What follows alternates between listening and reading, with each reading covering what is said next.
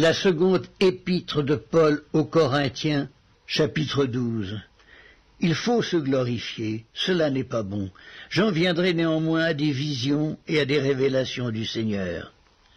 Je connais un homme en Christ qui fut, il y a 14 ans, ravi jusqu'au 3e ciel. Si ce fut dans son corps, je ne sais. Si ce fut hors de son corps, je ne sais. Dieu le sait. Et je sais que cet homme, si ce fut dans son corps ou sans son corps, je ne sais, Dieu le sait, fut enlevé dans le paradis et qu'il entendit des paroles ineffables qu'il n'est pas permis à un homme d'exprimer. Je me glorifierais d'un tel homme, mais de moi-même je ne me glorifierais pas, sinon de mes infirmités.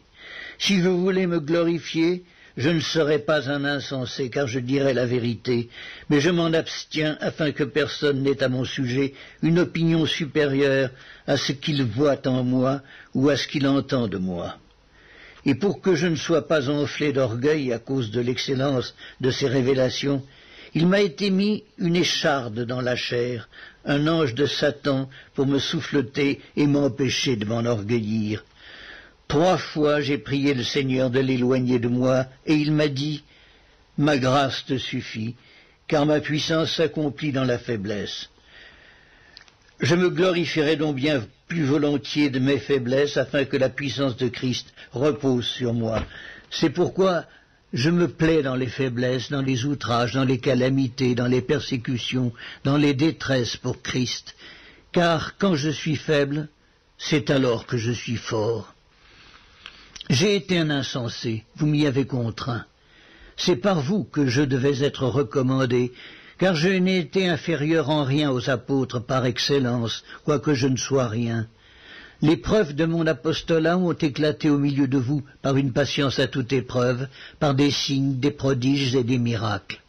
En quoi avez-vous été traités moins favorablement que les autres églises, sinon en ce que je ne vous ai point été à charge? Pardonnez-moi ce tort.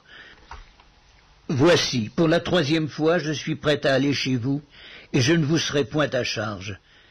Car ce ne sont pas vos biens que je cherche, c'est vous-même. Ce n'est pas en effet aux enfants à amasser pour leurs parents, mais aux parents pour leurs enfants.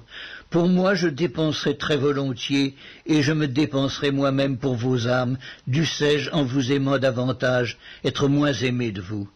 Soit, je ne vous ai point été à charge, mais en homme astucieux, je vous ai pris par ruse. Ai-je tiré du profit de vous par quelqu'un de ceux que je vous ai envoyés? J'ai engagé Tite à aller chez vous, et avec lui j'ai envoyé le frère. Est-ce que Tite a exigé quelque chose de vous? N'avons-nous pas marché dans le même esprit, sur les mêmes traces? Vous vous imaginez depuis longtemps que nous nous justifions auprès de vous. C'est devant Dieu, en Christ, que nous parlons.